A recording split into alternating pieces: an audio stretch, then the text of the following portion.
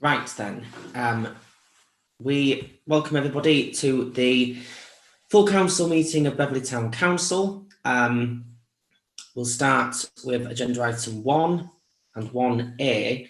The meeting is being live streamed on YouTube, just to make everybody aware, and that's obviously by Zoom.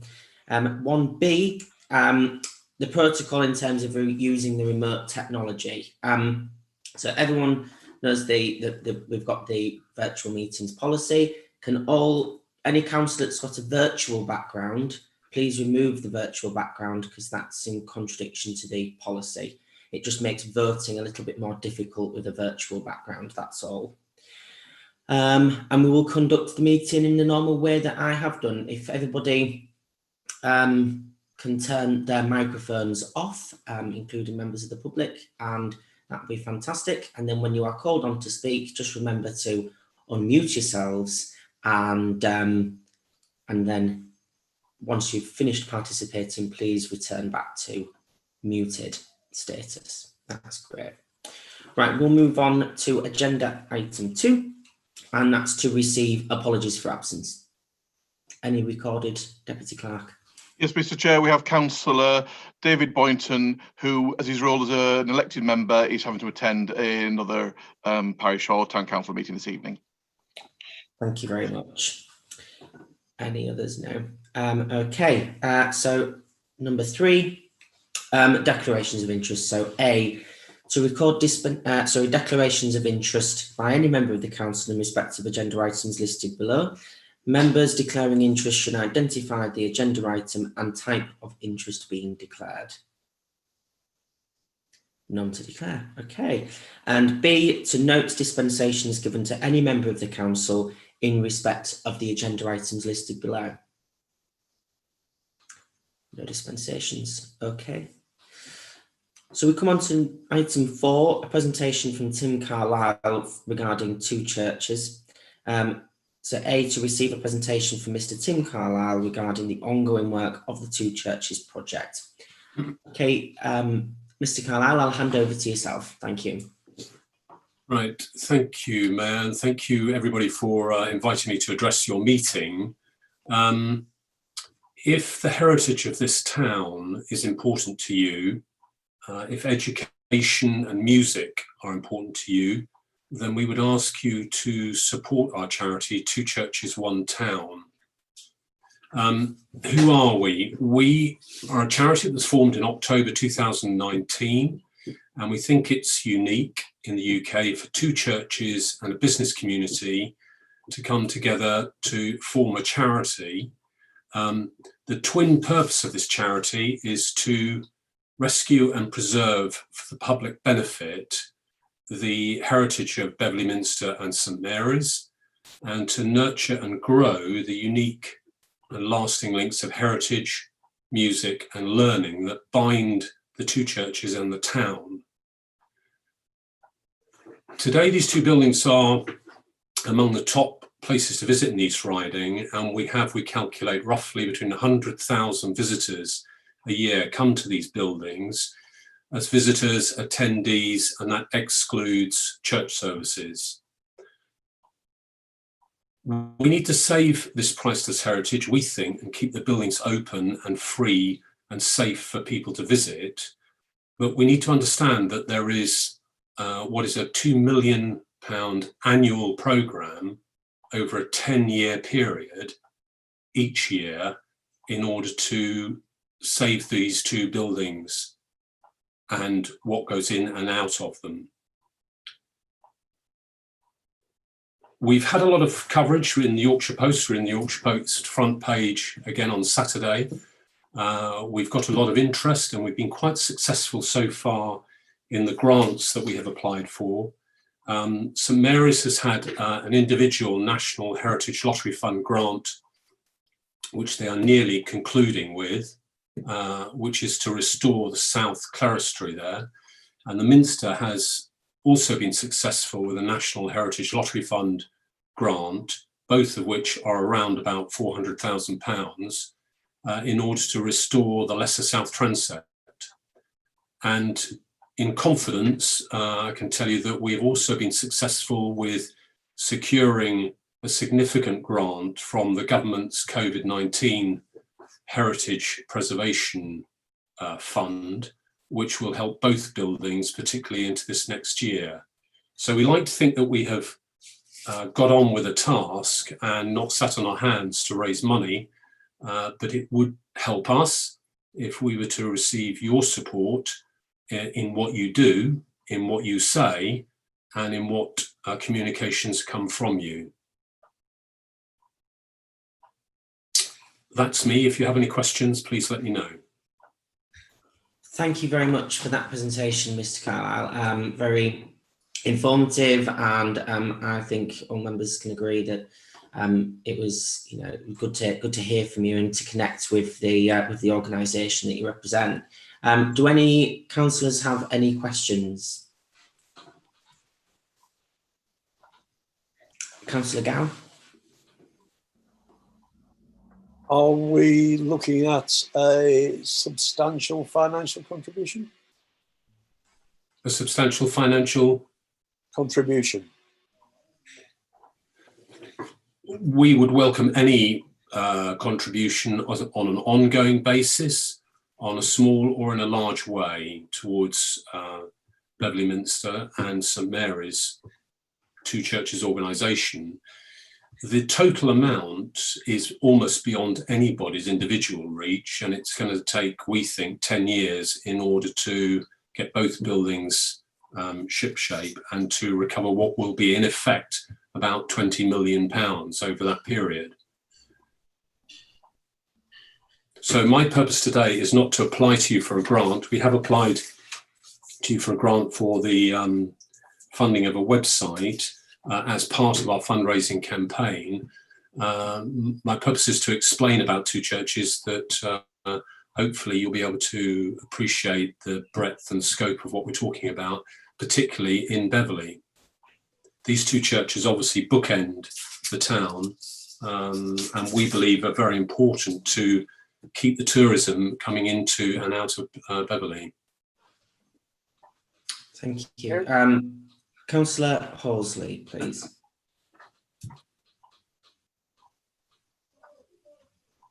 Yes, I think as a point of information, we should point out that the town and parish councils are strictly forbidden from helping churches as such.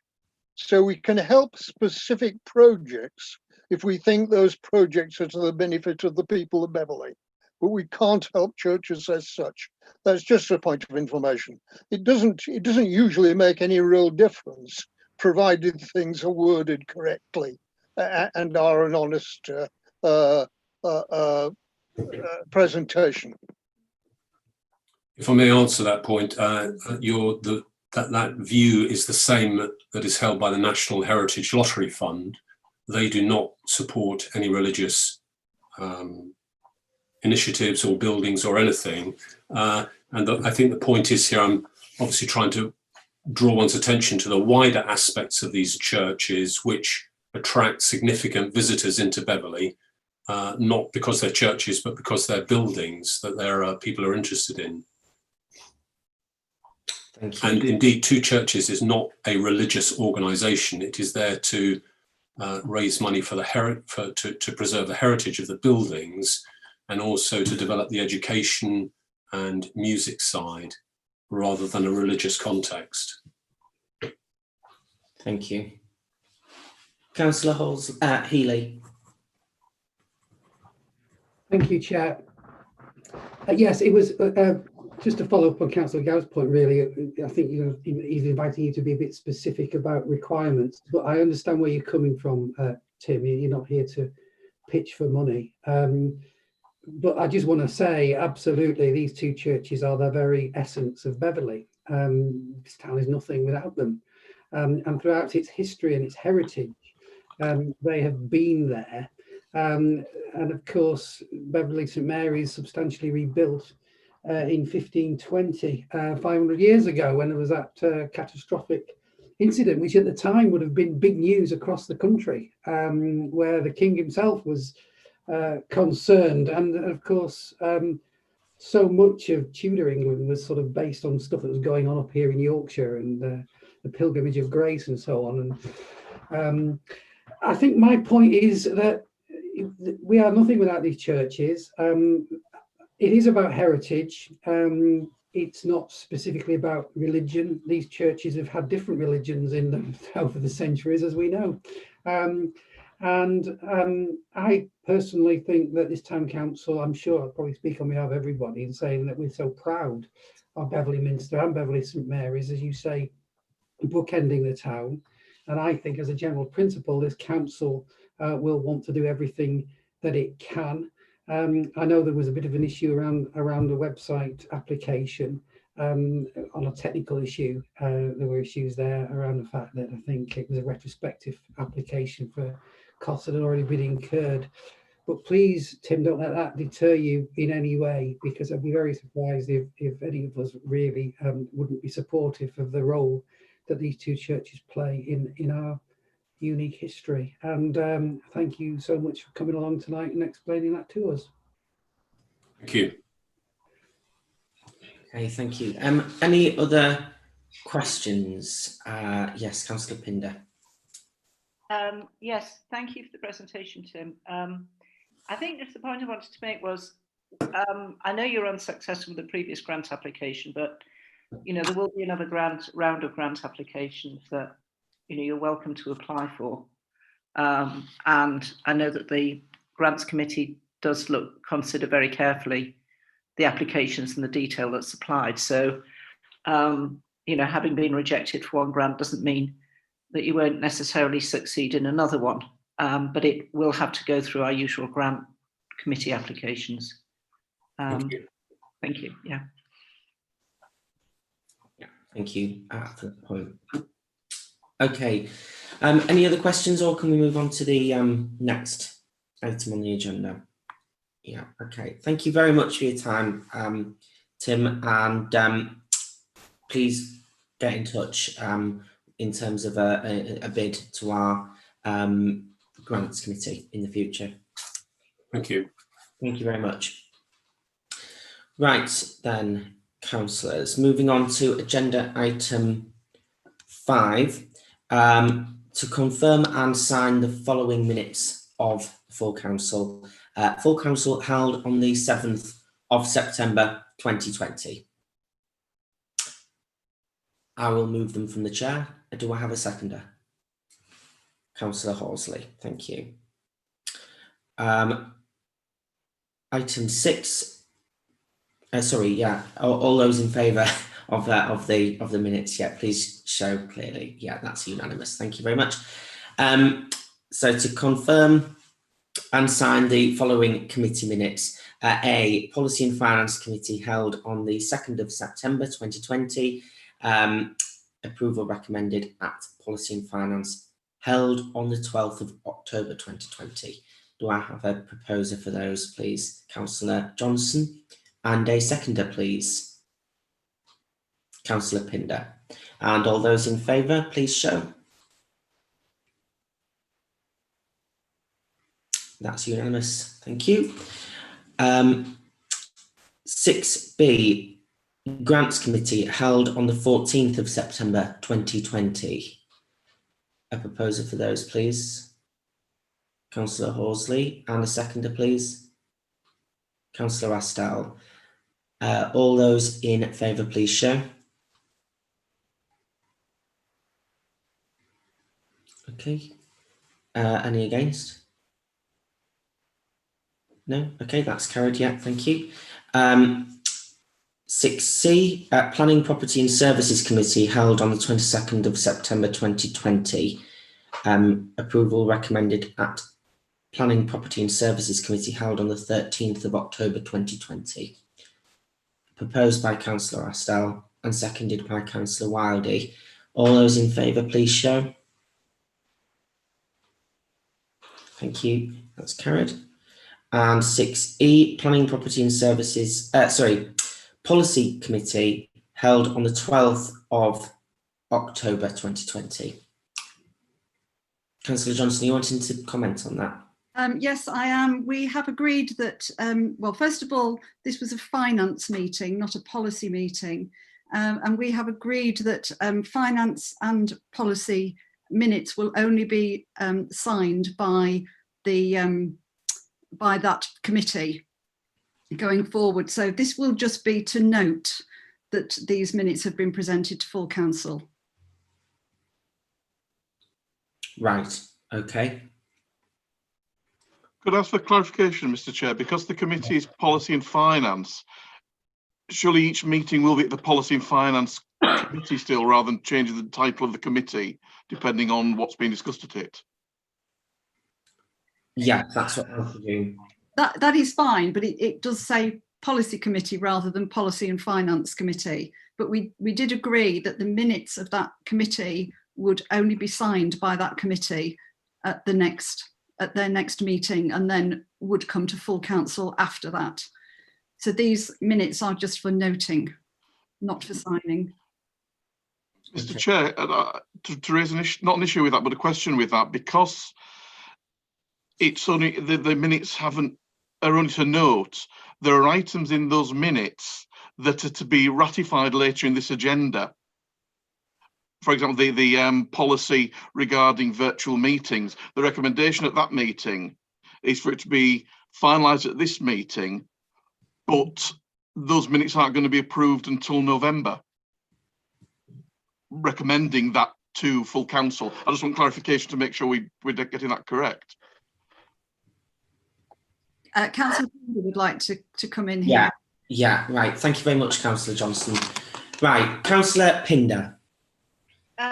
Sorry, my memory's failing. Which meeting was it agreed that the minutes would be signed by policy and finance? Was it the recent one that I missed? Yes, it was. If you remember, Councillor Pinder, we decided to split the meetings into policy meetings and finance meetings. Yeah. Now, my question is, I'm not sure, understanding orders, that a subcommittee can sign its own minutes. Surely they have to come to full council to be signed there. I mean, I understand what we'd said, that we wanted minutes to come back. You know, if there was another policy meeting after a previous one, the minutes would come back for us to look at, and then they would go to full council. But I'm not convinced, understanding orders, that a subcommittee can sign off its own minutes. No, right. So if I can just come in here as chair, a subcommittee cannot sign off its own minutes. The minutes have to come through full council to be signed. Mm-hmm. And after that, then they are ratified by the council. I think the point you was wanting to make, Linda, is that they are noted by the committee first before coming to full council. But I think the timescales here dictated that it had to come here because of the recommendations given by that committee. And also, I don't ever recall the Policy and Finance Committee being split into two committees, one dealing with policy and one dealing with finance. It is the Policy and Finance Committee, and it meets under that name whenever. Councillor Hopkins, please. Yeah, just for sort of clarification of how we'd kind of decided it, my understanding was that because we were having debates over things that had come up in policy committee meetings during full council and it was taking time, what we asked was that draft minutes be noted at full council, go back to policy and finance for them to say these are an accurate reflection of the meeting that we were all present at, and for us to then send it back to the full council again for actual sign off, the policy and finance committee having actually said yes and dealt with any issues that were arising. In terms of the question of policy and finance, it wasn't a question of splitting the committee itself, but rather of how the committee handled its business, that it would choose to focus in the main on either policy or finance within any particular meeting, that way to keep a clarity in terms of how the meeting was being handled. I hope that's clear. That is correct. Okay, Councillor Astal. Thank you, Mr. Mayor. Yeah, I can't see the problem with the minutes of policy and finance coming direct to full council, because they're not the minutes of of the Policy and Finance Committee, they are the clerks or deputy clerks minutes. If there is any question to be raised, it should be raised at full council, where full council can only pass those minutes. And seeing as though you've mentioned it, Mr. Mayor, in future, could we have the heading instead of policy minutes, policy and finance minutes, please, for future reference? I do believe, though, that if we're going to go ping-ponging these minutes, then at somewhere along the line we're going to flounder, and some decisions will take up to 2 months.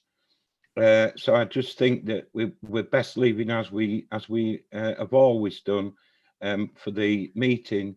After that meeting, they go to next full council for decision. Whether those minutes are correct or not, full council will determine. Thank you, Councillor Estelle. Councillor Horsley, please.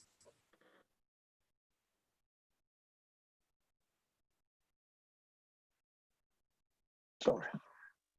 Yes, I agree entirely with what Councillor Hopkins said, but there is one further issue which clearly has been raised by Councillor Estelle. There are occasions when we do not wish issues to be activated, and others when we do wish them to be activated, when we're working as policy or as finance. I think we probably haven't got things quite right yet, but we would like to be able to signal in a clear way which issues can sensibly be activated by the next full council and which need to come back to us for further discussion. Right. So, right, Councillor, sorry, Deputy Clerk. Please. Yeah, apologies. It's a typo on my behalf by not putting "and" for policy and finance on that one there. It will be in the future, and it is on as well as one of the items there. It's just for clarification regarding the item 10 on the agenda, which is there as a recommendation from the policy meeting. Councillors wanted to make sure the meetings were being held virtually. We're doing it properly in line with policies that were in place. Hence, it was the desire for it to be approved at this meeting, but it went to policy, as is the right place for a policy. Policy recommended it, but those minutes, if they're not going to be signed, that recommendation is still just to be noted, and policy haven't officially recommended it to full council yet. Yeah, thank you. Councillor Jack. It comes back to what Councillor Peter Still was saying. Minutes are minutes, and minutes are, of whatever meeting, the minutes are the record of that meeting. And we're just digging ourselves a big hole here by messing about with draft minutes backwards and forwards and whatever. The minutes of a meeting are the minutes of that meeting, and either they're correct or not correct, and that's it. And surely we're capable of passing them. Yeah, I have to agree with Councillor Jack on this one, and what Councillor Astell has said is that surely people have ample time to look at minutes that are sent in the full council agenda pack, and if there are any issues, councillors can contact officers directly to ask questions on those minutes and why things have been worded as a certain way or whatever those questions may be. And then they can be brought up at the full council meeting. I don't see any reason why we need to go on this ping pong between policy and finance, full council, back to full council. Then to policy and finance and then back to full council. It just seems a bit of a confusing and very inefficient way of dealing with minutes. So I think we need to think about this one. But my question tonight is, councillors, are we going to be agreeing these minutes tonight? Because most of the agenda is made up of recommendations contained within these minutes. If we do not sign them off tonight, then I will have to skip over some of the agenda items where these come up until the following full council meeting. So Councillor Johnson, please. The minutes that we have that have been presented from the Policy and Finance meeting on the 12th of October are absolutely fine this time. It was with regard to a motion that we have passed previously with regard to what has now been decided will be a ping pong effect. We were going to trial it for 6 months and see if it worked. Clearly it's failed already. So Policy and Finance will have to go back and have another look at that. However, I'm quite happy to propose that those minutes are a true reflection of the discussions that held on the 12th of October. Thank you. And a seconder, please. Councillor Jack, thank you. All those in favour of approving those minutes, please show. Okay, so just keep your hands up, please. This just needs to do a count here, please. So that's 1, 2, 3, 4, 5, 6. Yeah, is that unanimous then? Yeah. Yeah, okay, right, thank you. Sorry, Councillor Pinder, was that a vote or was it a question? So no, it's just, I just wonder what the protocol is. You know, if you haven't actually attended a meeting, it's been, you know, I just wonder what the protocol is, whether you should vote on a meeting, on the minutes from a meeting you haven't actually attended. You know what I mean? It's not that you're voting against them necessarily. It's just you're being asked to vote on something which you're kind of relying on the knowledge of what other people are bringing to it. Do you see my point? It's not, I'm not trying to be awkward. I'm just, yeah, you know. my assumption was that if you are a member of the full council, you are entitled to vote on any motion of the full council. But I will refer to the town clerk for that.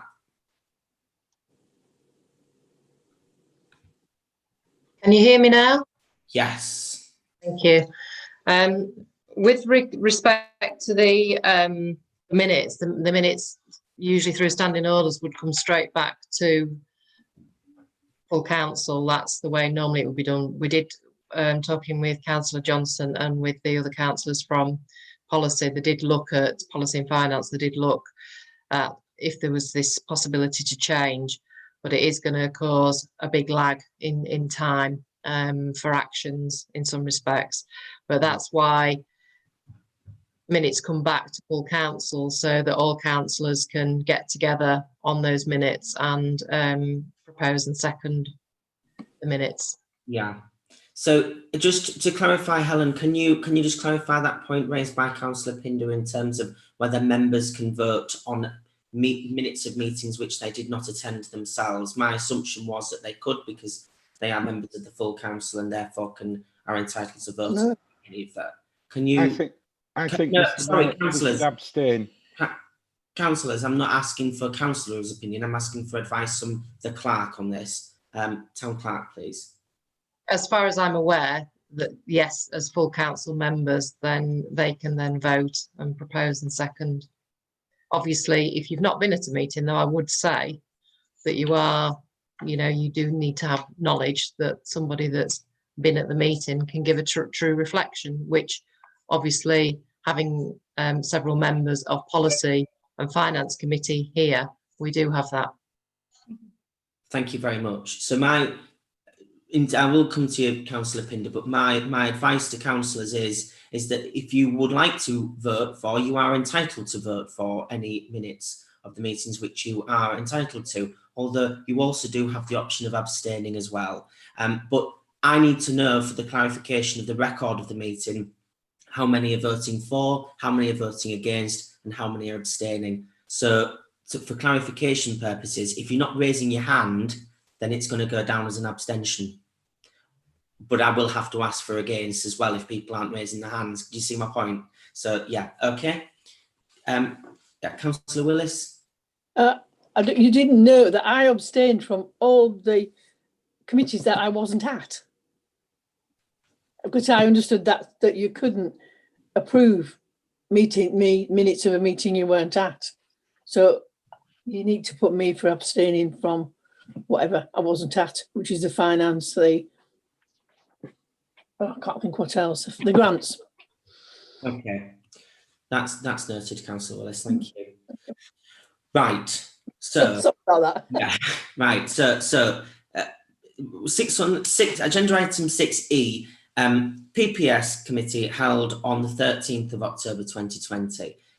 Do I have a proposer for these minutes, please? Councillor Astell, and a seconder in Councillor Willis, and all those in favour, please now show. Okay, thank you. And that's, yeah, carried, right. Thank you. Right. Agenda item 7, to note the following working group minutes. A, Christmas lights held on the 9th of September 2020. I'll move those as I was present, and seconded by Councillor Jack. Well, all those in favour, please show. They're only to note, Mr. Mayor. We don't need to vote on them, they're just to note. Yeah, thank you very much, Councillor Astell. Christmas lights held on the 23rd of September 2020. Do I have a proposer for those, please?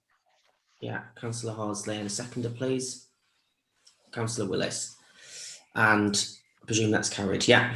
And C, Christmas lights held on the 7th of October 2020.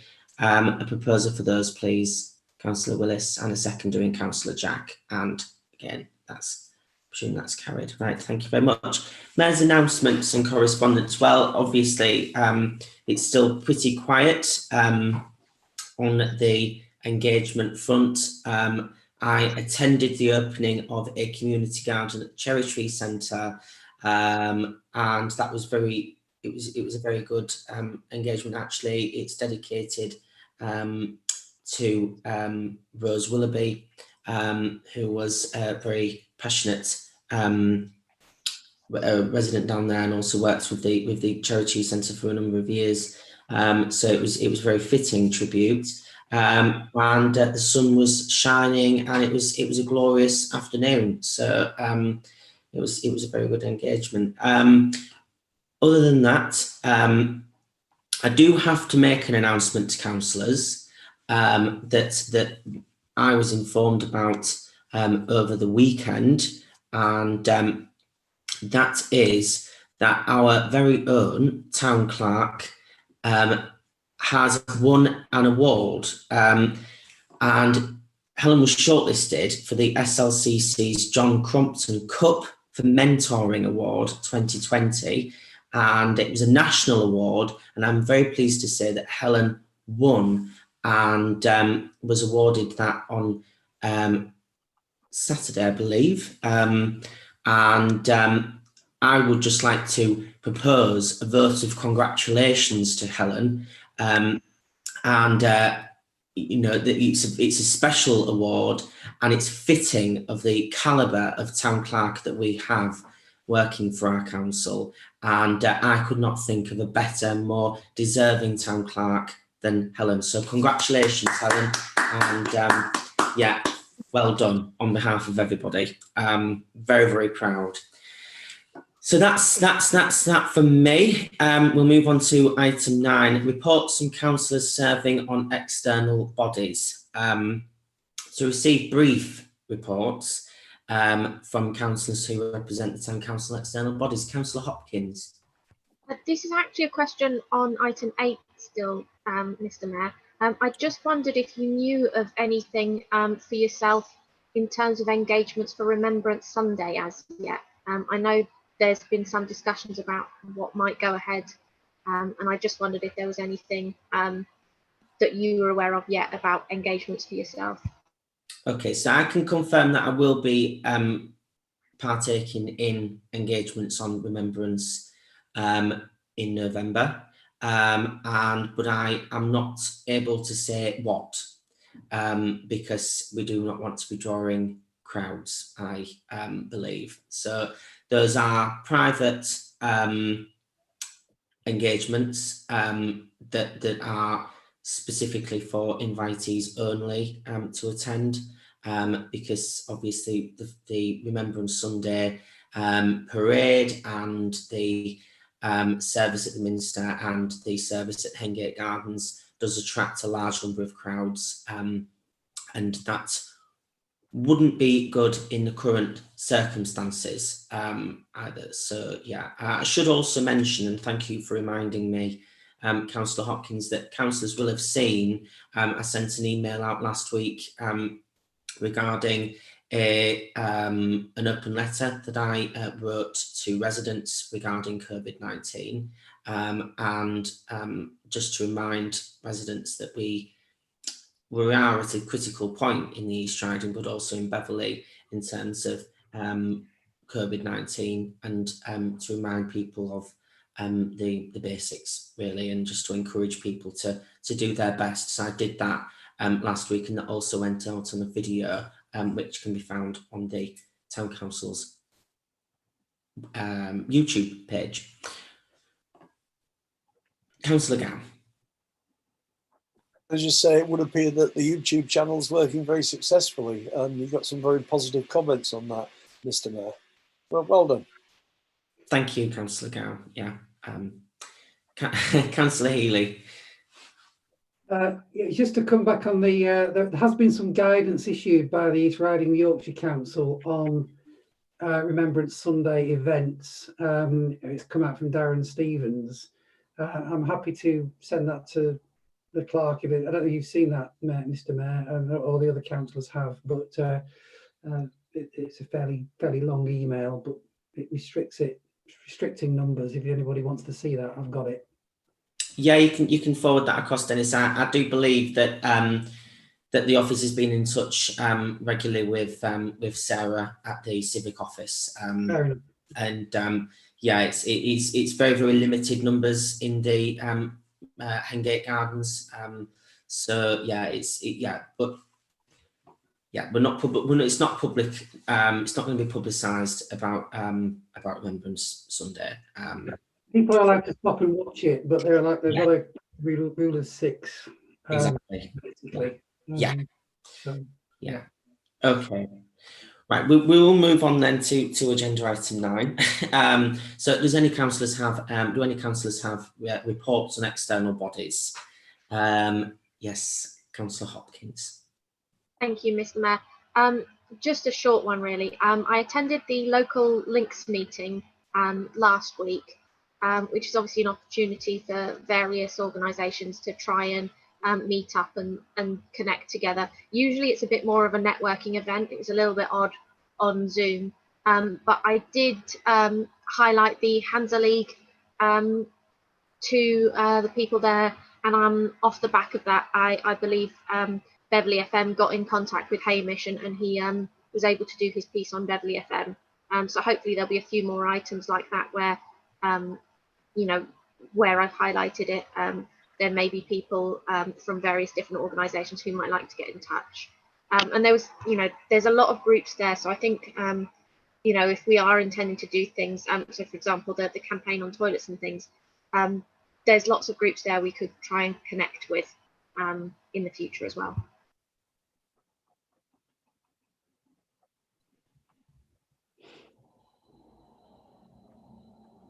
You're still muted, Mr. Mayor. I am. Thank you, councillors. Yes, right. So thank you, Councillor Hopkins, on that report.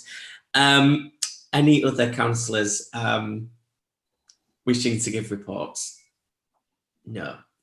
Excellent. We'll move on to agenda item 10, virtual meetings policy and procedure. To approve the virtual policy and procedure as recommended by the Policy and Finance Committee, please see attached. I think this policy is perfect, and I move it from the chair. Do I have a seconder for that, please? Councillor Johnson. So is it, yeah, all those in favour of adopting it? It's quite straightforward to me. Raise your hand clearly. Brilliant. Unanimous. Thank you very much. Item 11, Christmas lights update. To receive a short verbal update by officers regarding Christmas lights and approve any final requirements. Deputy Town Clerk, I presume you're wanting to speak on this. Yeah, I mean, everything is in the minutes that you've received regarding the Christmas Lights Committee. So rather than go through all the things that are planned, which are already there on record, the only thing that's slightly different is the canopy of lights on Well Lane will be red rather than multicoloured due to the sort of lights that they can get. And we're working, Councillor Jack is working very closely with Peter Jacobson at East Riding to sort out the timers. That's one thing we're looking at this week, is ordering new timers where required. But when it comes to the finances of that, because that's part of what the town council has already budgeted for in terms of not the lights infrastructure, but the running costs. We already have the ability to spend that as and when it arises. Peter Jacobson is looking at different options, and I'll be pricing those up this week. Other than that, all the lights are on order. Everything will hopefully arrive on time. A couple of items might not, but if they do arrive, we've got them definitely for next year, with this year being such a strange one, with things having to be planned late. And any issues, as is stated in the minutes, any issues that we couldn't do this year that were desired, we'll start looking at on the Christmas lights agenda. No, Councillor Willis, as chair of that committee, is very they're very, very positive about that. We'll start looking at them in January, February time to hope we can resolve them throughout the year. So other than that, everything is going forwards as best we can, Mr. Chair.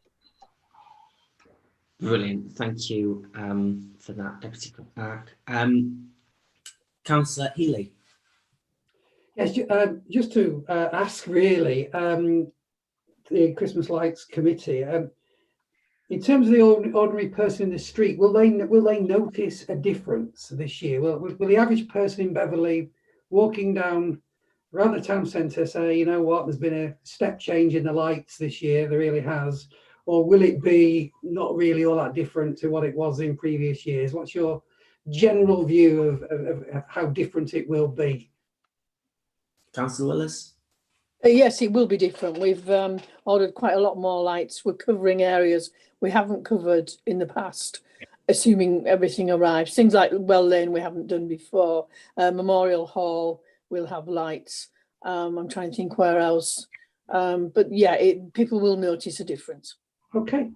That was the whole idea, was to sort of try and cheer people up with it. Absolutely. Because we can't have the festivals. So, we've got to do something. I know we weren't able to do the full Blashare thing, and that seems to have not gone forward. But if we're making some difference, that's the main thing. And obviously, we've got time then for next year, perhaps, to get an external body involved in making it, really, really good. Because I mean, we did budget for increased expenditure on that, so it is something that we would like to do, I think, if we possibly can. Thank you. Councillor Jack. You need to unmute yourself, Councillor Jack. Sorry, I agree with them. There will be a difference, but I don't think it'll be a dramatic difference. I don't think we want to be shouting too loud about the progress we've made this year, because of course with lockdown we couldn't look at the infrastructure and bits and pieces until late, and then everything's come as a rush. But there will be a difference, but it won't be a knock your eyes out. Let's not put our necks on the block saying we're going to be Blackpool. But if you get that gist, Dennis, there will be a noticeable difference. Great. Thank you. Deputy Town Clerk, yeah. If I could just add, Mr. Chair, I think it's worth the council noting whilst they've not been able to raise much funds this year due to COVID, the Christmas Lights fundraising group, the money that they've raised in the past has gone to some of the increase in items as well. And I'm sure that once events can start happening again, they'll be fundraising. But again, they've been paused this year, but they are a big part of this as well, Mr. Chair. Brilliant. Thank you for that. So, yes. Councillor Asta. Yeah, Mr. Mayor, I'd just like to ask a question, and that's whatever happened to Blashare? In the minutes. Yeah, it's all detailed in the minutes. If I can answer that question, as a committee member, we received quotes off Blashare. And we've basically gone with the wish lists that we got with Blashare, but the prices were a bit iffy, and the quote was given that was iffy. There was certain issues with the work that we got from that company. However, that doesn't need to say that we will not be going with them next year, and it's all been a bit sort of lastminute.com this year, and we'll be revisiting it in our meeting in January. Deputy Town Clerk. Yeah, just finally, Mr. Chair, we are purchasing some of the items from Blashare. Things are coming from different companies, 3 different companies, depending on the best we could get for the areas and the swiftness of service as well. Yeah, absolutely. Because what councillors do need to remember is that every council in the land has gone, oh my goodness, Christmas is now here. We need to do a really good show this year because COVID's just been so horrific. So, you know, the lighting companies are under the cosh as well. So we've gone with the companies that can provide the best for the timescale that we've got, essentially. Okay. Right, we'll move on to agenda item 12, Hanseatic League update. So we've got a written report from Mr. Hamish Stewart regarding the Hanseatic League marketing work carried out by VHAY, and to consider authorising payment for the initial and ongoing work to the Hanseatic League website. See attached report. So I'll open it up for comment. Councillor Healy. So as I understand it then, Hamish is looking for authority to recover his costs of £85.20 for work that he did in mocking up a leaflet, which he subsequently passed on, I understand it, to Visit Hull and East Yorkshire. And I would propose that as a minimum we agree that, because he's paid it out and done so in good faith, and then the projections that he's put down there relate to the web pages on the Hanseatic League website. In the swing of things, these are fairly modest costs.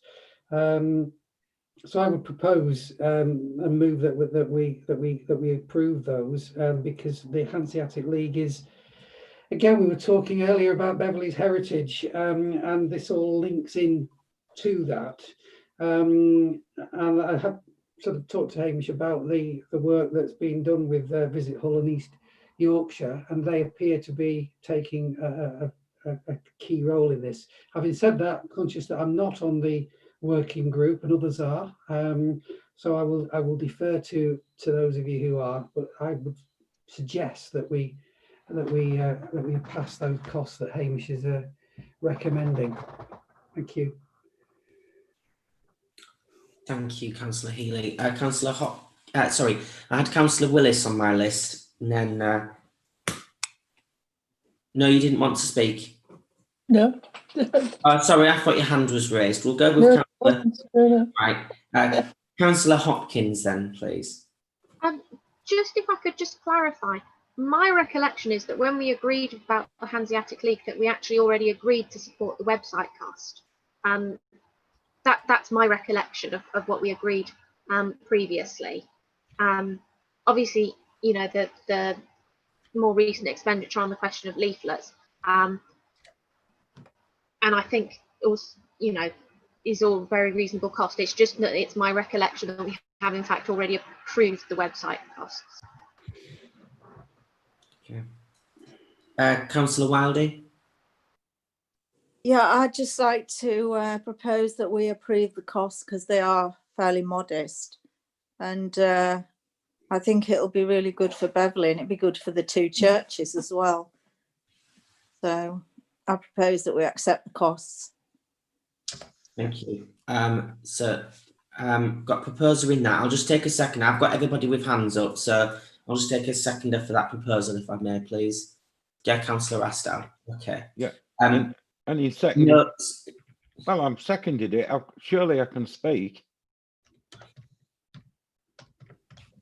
Yeah, fine. Go ahead. I do have a list of people waiting to speak. Yes. Yeah, just quickly then, Mr. Mayor, in seconding this report and expenditure, it is a fairly new organisation, as we all know, and they will be struggling to raise funds, and whilst we accept that they should raise funds separately, I do believe that we should support this until such times as they can raise their own money, because it is vital to the town.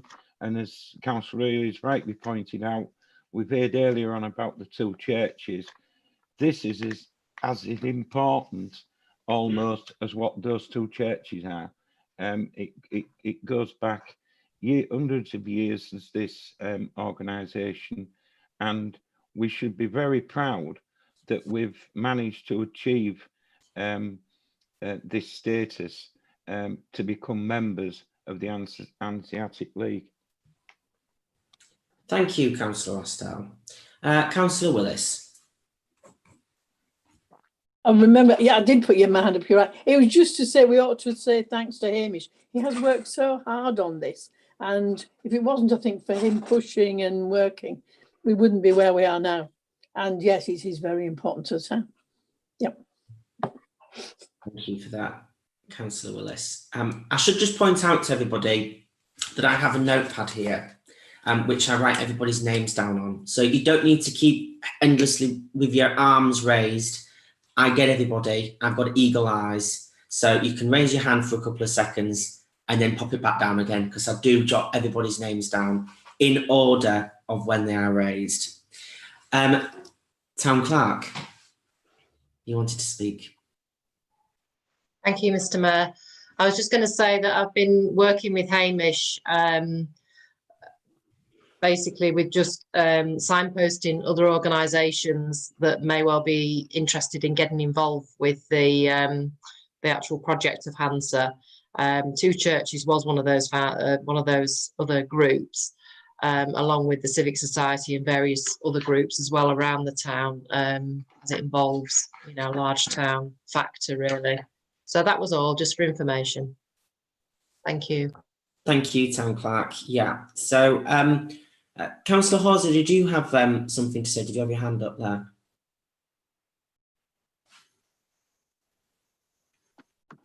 Yes, very briefly. I think even those of us who've taken a great interest in the town often forget that up to about 1450, Beverley was the fourth port of Britain and the main port in the north of England. Hull wasn't a true port in those days. It was a port of transshipment. You couldn't get out of Hull by land for 10 months of the year. And therefore it was Beverley that was the main port for the north of England. And even those of us who take a great interest in the history of Beverley often forget that. And that links with the Hansa, of course. Yeah, thank you for that insightful comment there. Yeah, I think it's, you know, learning about the history is just fascinating of the town. And I didn't actually know that Beverley was one of the main ports of England. That is just, that's really interesting. And I completely agree. I think the Hanseatic League work that Hamish and the group are doing is fantastic, and it needs to be promoted even more strongly, I would suggest, going forward. Can we keep it quiet from Hedden, Mr. Mayor? Because to be on our backs, they were a port before us. They will, yes. Yeah, I actually currently work in Hedden, and I quite regularly see the 600 and whatever it is mayor of Hedden at work. So I will point it out. I will say to him, yes, Hedden might have been a port longer than Beverley, but actually Beverley was the fourth biggest in the country. So yeah, but anyway, Councillor Johnson. And just as an addition to that, Beverley was the 10th biggest town in England. You know, we can't believe it, can we? But it was the 10th biggest town. That's bigger than Heddon. Yeah. Heddon's tiny, it's practically a village. Did I just say that on YouTube? Whoa. Anyway, right. So we've got a proposal here from Councillor Wildey, seconded by Councillor Astel, and we'll move to the vote. That proposal is to just pass through the report as published. All those in favour, please show clearly. That's unanimously carried. Thank you very much, everybody. We'll move on to item number 13, and that is Lord Robert Road toilets. To receive an update from councillors who attended a meeting with Mr. Alan Menzies of East Riding of Yorkshire Council regarding the future of the Lord Robert Road toilets, and to discuss how best to proceed with this. I am presuming that Councillor Tucker, Toilet Tucker, as he is affectionately known, would like to come in on this particular issue. Thank you very much, Mr. Mayor. Very much appreciate that. I'd like to thank very much all the colleagues who attended the meeting. It was a very useful meeting, and their contributions. Also to Matt for the clear notes. You got clear notes in the meeting there, so they're pretty succinct as to what happened. All I want to do is just provide a couple of minutes of an overview and a bit of a feel for what happened, really. It's pretty clear that Alan Menzies' position is that the sale of the land is non-negotiable, and that was absolutely clear. We pushed very hard, but that land will be sold, and I think the turning down of our ACV gives an indication that, you know, that's clearly where East Riding Council stands on that at the moment. Initially, the suggestion was that the Treasure House toilets were quite sufficient for that part of town. I think we all very quickly disavowed Mr. Menzies of that, pointing out the difficulties of those toilets.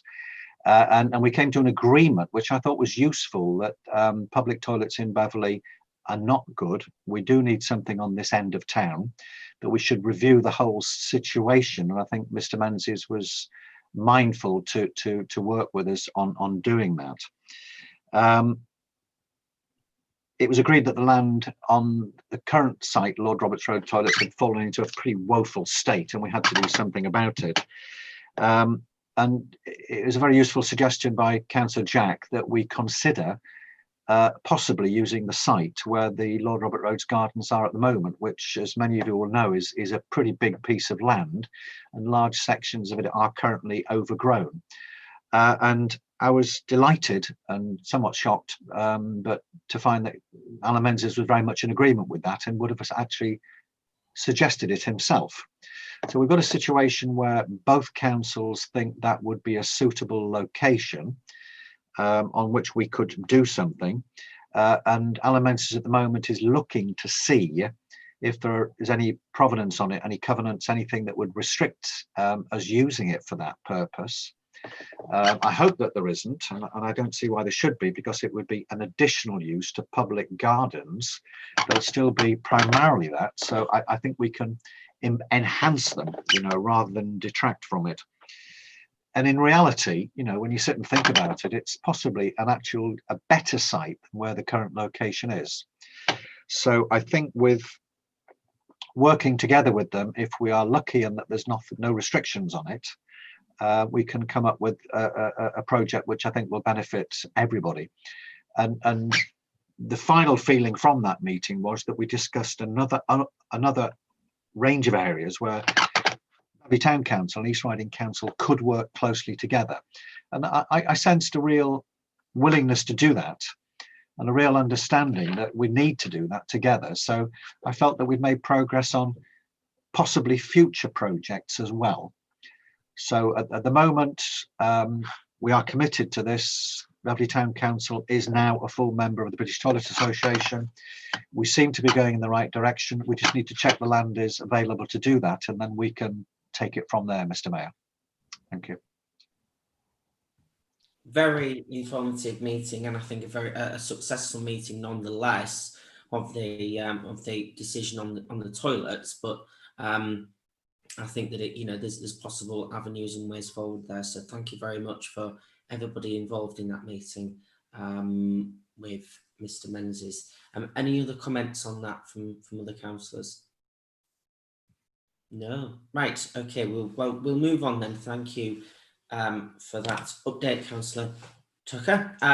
We'll move on to item 14, CCLA, and this is to consider a recommendation from the Policy and Finance Committee that Beverley Town Council invests £350,000 in the CCLA Public Sector Deposit Fund, subject to clarification being received by the Town Clerk on the administration and management fees which may be incurred. So I guess the first question is, do we have a report on the administration and management fees which may be incurred?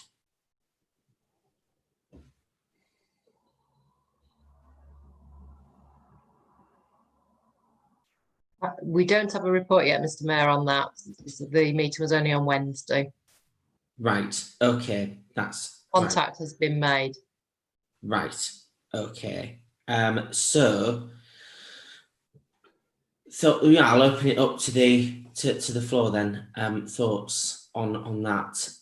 Do we wait? Councillor Gow. I think we need to know what the charges are. That's entirely appropriate. So we should, in my opinion, wait until we have a report on that. I was very impressed with the presentation that the lady gave on the day, but at what cost? Thank you, Councillor Gow. Councillor Hopkins. Thanks, Mr. Mayor. I think I just wanted to sort of highlight to councillors who weren't there some of the thinking that had been expressed at the Policy and Finance Committee meeting, which was that we looked at the public sector deposit fund rather than the property fund, just because despite the sort of current good performance of that fund, it is still really unclear what the future of kind of property is going to be in the country, and we just felt that one was more of a risk to us as a council, which is why we were looking at the deposit fund. I just thought for councillors who weren't able to attend that meeting, that clarity is probably useful to you.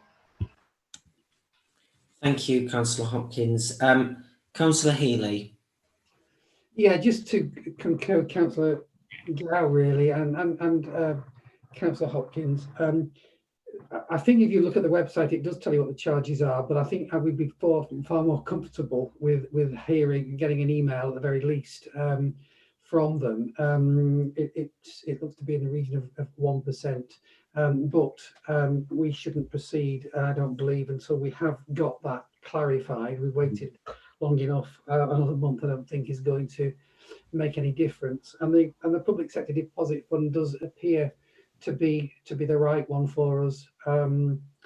For a council of our size, there is instant access to this money, which is important for us, and also it does move some of the funds away from the high street banks and the compensation fund for which kicks in, of course, at £85,000. So I propose that we do get clarity from that. I think it should be okay, but I do think we should get clarity on it. And I propose that we perhaps defer this until the next full council meeting, where we can look at it with the benefit of that number to hand. Thanks, Councillor Healy. So there's a proposal there from Councillor Healy. I'll just take the proposal and then I'll come to you, Councillor Astle. Do I have a second? Do we have a seconder for the proposal? It needs a seconder. I'm seconding it. Okay, thank you very much, Councillor Astle. As it happens, you are now next on the list to speak. No, so would you like to speak on seconding? No. Oh, right, okay, that's fine. Second, I think. Okay, understood. Thank you very much. So, proposed seconded. Is there any other comments wanted on this from any other members before we go to a vote on that proposal? No. Okay. So, all those in favour of the proposal by Councillor Healy to defer this to the next full council meeting? Yeah. Okay, that's unanimous. Thank you very much. Right. Item 15, the internal auditor, to resolve how best to proceed with the selection of an internal auditor.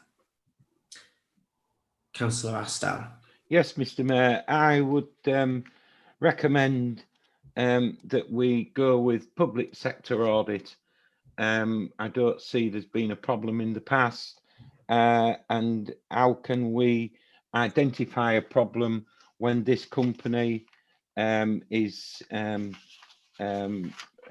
auditing most, if not all, of the town and parish councils throughout the East Riding and on the South Bank, and indeed he is also auditing Airliquor. I would move from the that we go with public sector audit. Thank you. So there's a proposal there. Can I just have the seconder for that proposal, please? Yeah, proposal by Councillor Astle, seconded by Councillor Willis. Thank you. Councillor Pinder. Yeah, I would, well, the public sector audit came into for some no small criticism in the Audit Yorkshire report, which, by the way, seems to have disappeared off our website, new website. They were criticised there. When we appointed them last time, it was represented, we said we wanted someone with qualification. It was represented to us that public sector audit, the gentleman behind it, was a member, I think, of the Association of Accounting Technicians, but they've never heard of him. I would also point out that in respect to his auditing lots of the local councils, this area of the country has the highest proportion of public interest reports issued against councils on their financial management by external auditors. And all too often, it's public sector audit who have been doing their accounts and have come in for criticism. So I would suggest that we actually need to do a proper procurement exercise and get once again, three different quotes. But I wouldn't recommend them for all the reasons I've just stated.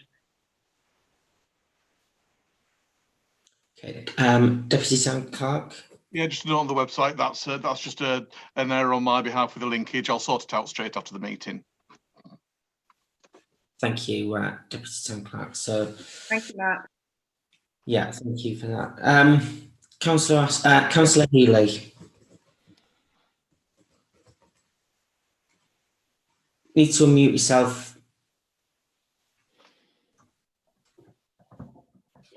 I don't think there was criticism of the internal auditor in the Audit Yorkshire report. The Audit Yorkshire report was a deep dive into how a good council, well managed, could be a great council. The internal auditor has a strong track record and reputation. Also, I understand the member of the public has complained to the external auditor about the internal auditor. To date, we haven't received any, or I haven't received any response to that whatsoever. I think if we receive a response from Little John's that there are deficiencies with the internal audit,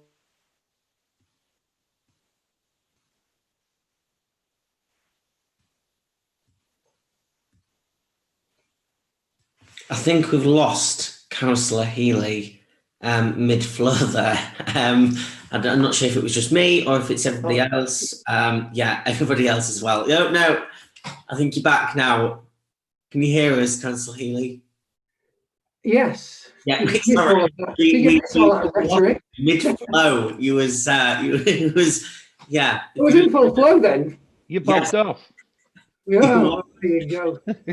So, I think we got to a stage where you're waiting on a response from Little John's. I don't know if you can remember. Yeah, so we're waiting for a response from Little John's, and I think if we get a response that's critical of the internal auditor, we have to take that very, very seriously. But this complaint was put in several weeks ago, and clearly there's no great concerns because we haven't heard anything yet from at least I haven't. Whether the member of the public who's complained has heard, I don't know. But I believe that, that they're not being criticised by Audit Yorkshire. They've got a good track record. They audit Earnlicker, they audit councils around here, and they have found shortcomings with councils around here. So I don't think there's any call to question their integrity, and I would like to second the motion to reappoint the public sector audit. Right. Yeah, thank you, Councillor Healy. Well, I already have a seconder, but thank you for offering. I've got Councillor Peter Astel.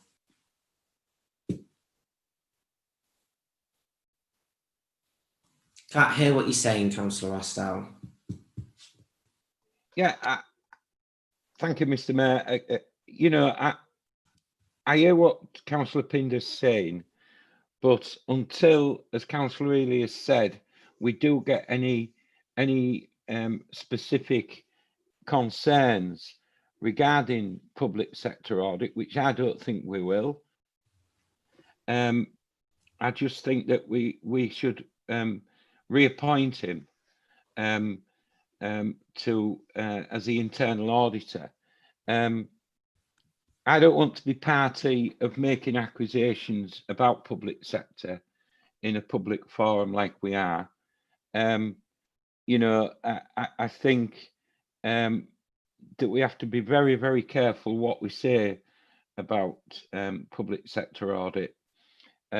All I can say is, as a member of Earnlicker, I know that he's highly thought of throughout the Earnlicker region. That's both North and South Bank. And if, you know, if there has been any problems with other councils, I'm sure it's not public sector audit's fault. And that's all I want to say about it. Thank you, Councillor Astel. Councillor Gow. In the circumstances, would it be appropriate to defer until we get a response from Little John's? We may not get a response from Little John's, I think. Town Clerk, just a clarification, do we have a time limit on when we need to appoint this, the independent auditor, the internal auditor? Sorry, Mr. Mayor, we're due for, we as a larger council, we do a 6-month internal audit. And then we also do an annual internal audit. So the 6-month one is due to be done. We don't know when we're going to hear from Little John's yet. Sorry, I was talking about the internal audit, referring to the external audit that's been sent off. We don't have a date where it's going to come back yet, so we're still awaiting that. Okay. But we are due for a 6-month internal audit. So essentially, we do need to appoint an internal auditor.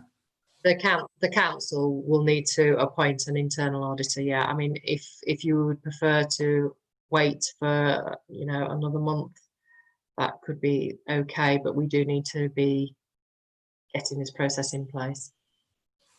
Thank you, Town Clerk. Councillor Hopkins. Yeah, I just wanted to second Councillor Pinder's proposal that we do a proper procurement process of getting 3 quotes. I think there were certain things that were highlighted in the Audit Yorkshire report that they considered good practice that haven't been noted, which I also think you know, that actually it should be really best practice for us to make sure that we're still getting the best option for the public every year anyway. Even if you're satisfied with the service, that doesn't mean that you continue to assume that there's no other options out there that might also be satisfactory and perhaps more satisfactory. You know, I just think for best practice for the council, we should look at a proper procurement process, as well as anything about, you know, it casts no particular reflection or doesn't need to cast any particular reflection on the current internal auditor. I just think that's actually something that we should be doing as a matter of course, as a way to ensure that whenever we are making appointments, we are doing so mindful that we are, you know, we are protectors of public funds and that we want to ensure that that's being looked at properly. Okay, Thank you, Councillor Hopkins. Councillor Pinder.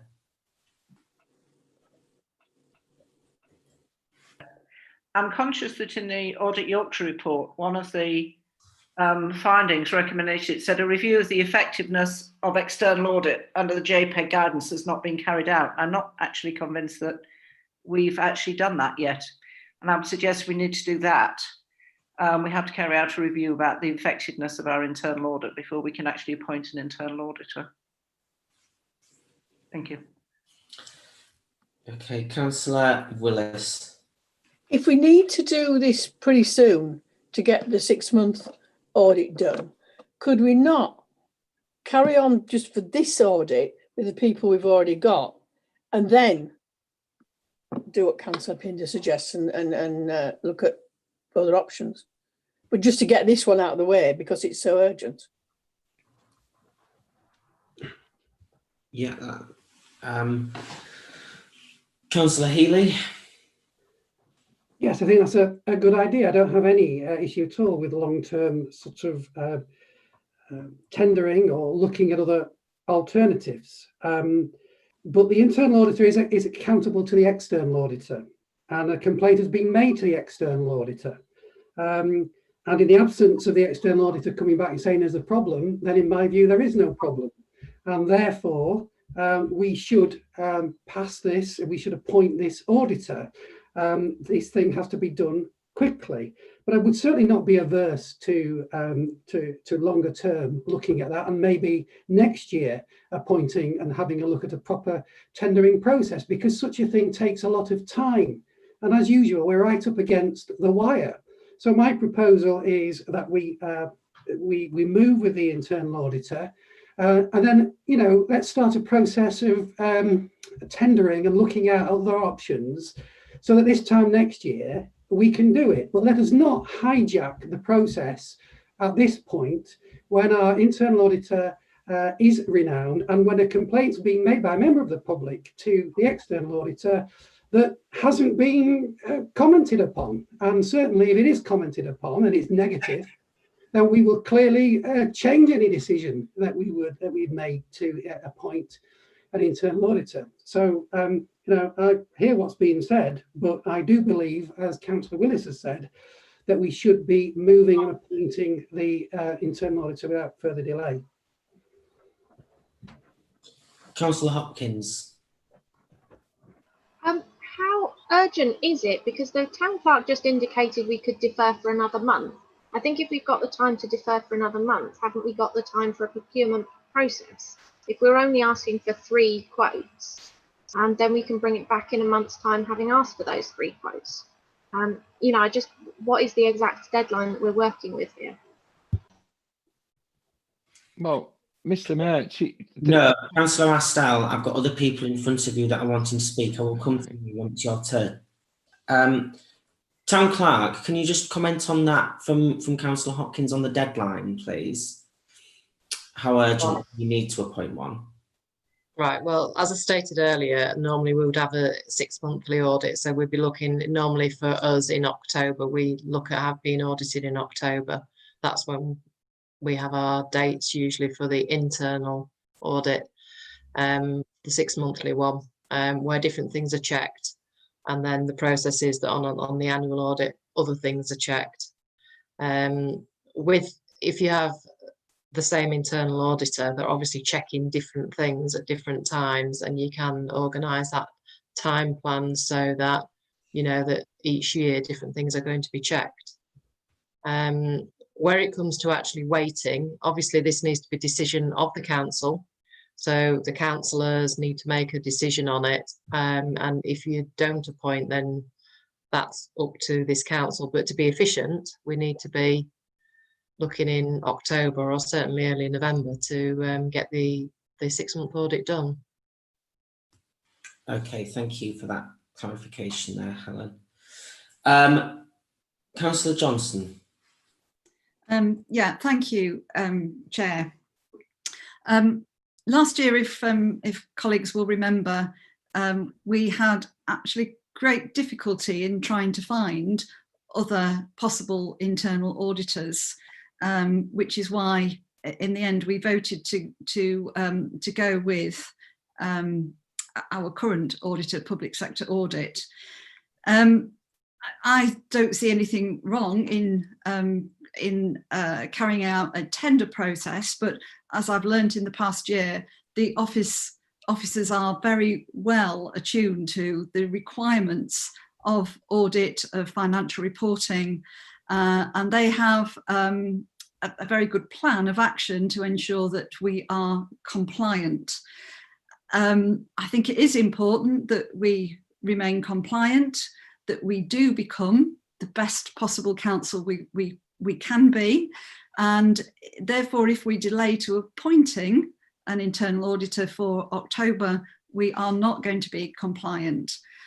I do agree with Councillor Healy in that, and also with Councillor Pinder in that, and Councillor Hopkins in that there's nothing wrong in going through a tender process going forward, but at the moment we do have some time urgency, and therefore I think we should be appointing public sector audit to review our council, who indeed knows our council very well, knows our systems, knows our circumstances, and that I would second Councillor Healy's suggestion that we do appoint for the next year at least public sector audit. Right, yeah, thank you. Councillor Johnson. Councillor Astell.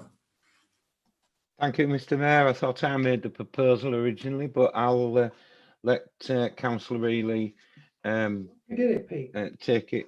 No, I've got it down as Councillor Astell. Yeah, I do find everybody's comments very worthy of what what has been said. I've also heard from several people October. Can I remind you all, it's the 20th of October tomorrow. We're 8 days away from the end of October. If we're going to go out to tender, that tender process will take at least to the other side of Christmas, and then everybody will be shouting from the rooftops, well, we haven't had an internal audit.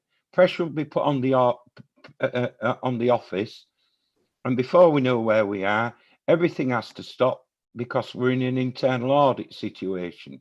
And then on top of that, 3 months down the line, it's the year-end audit.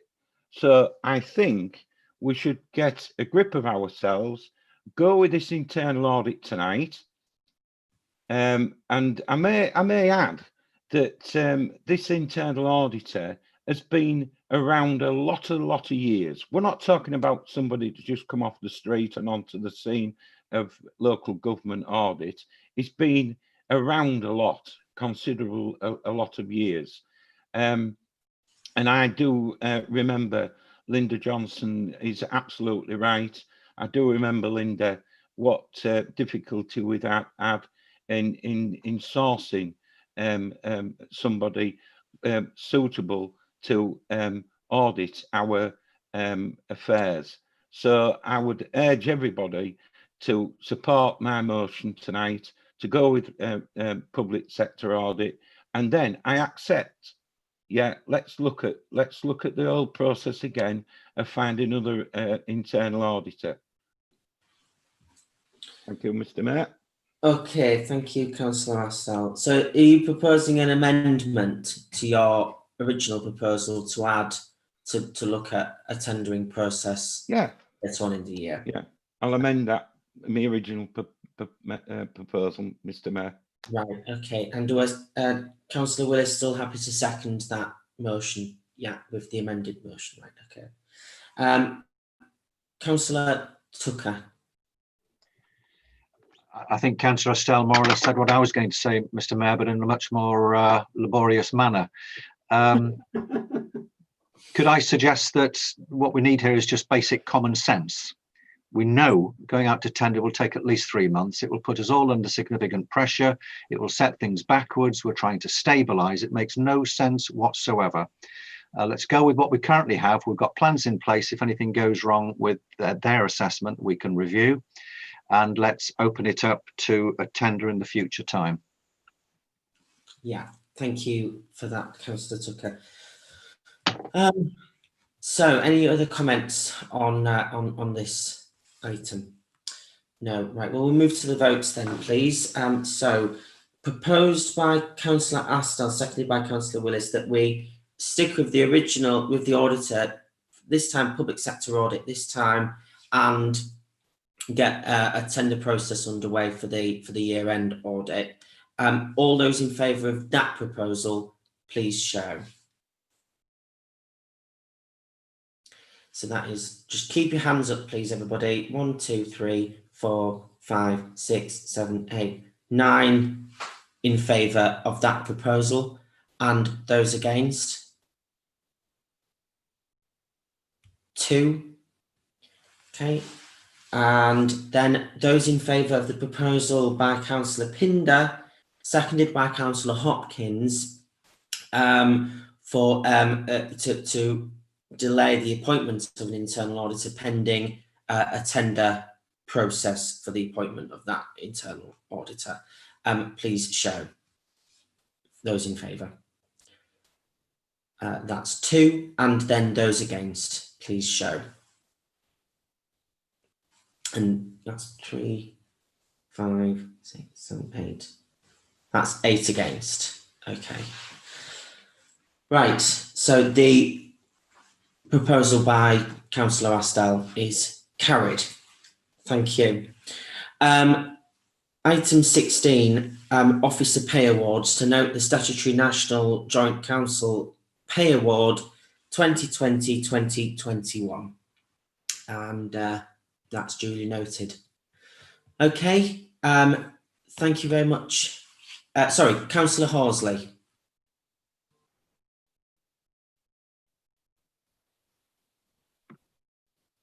Could we have a rough assessment of the effect of those pay awards on our total pay list? On the overall figure? Yeah, Councillor Healy. Yeah, I think this is an issue that needs to be discussed at Personnel Committee, and we will take that on board, I think, and give you the information that you've requested there, Councillor Horsley. Okay, Councillor Pinder. Yeah, I think it's my understanding that that's just really for information, because we're committed to meeting those pay awards. I'm sure Councillor Healy, as Chair of Personnel, can give me better information. But so I think it's actually there for information, not whether we decide whether we accept them or not. Yeah, this is not a proposal to make any change. That is an issue for the Personnel Committee, and I think this it's good to be able to see what the now recommended guidelines are, because there's parish councils of all different sizes, and it might be useful to just so that councillors are aware of which type of council we are. That might be a useful thing. So I'm just looking at the document there, because it's talking about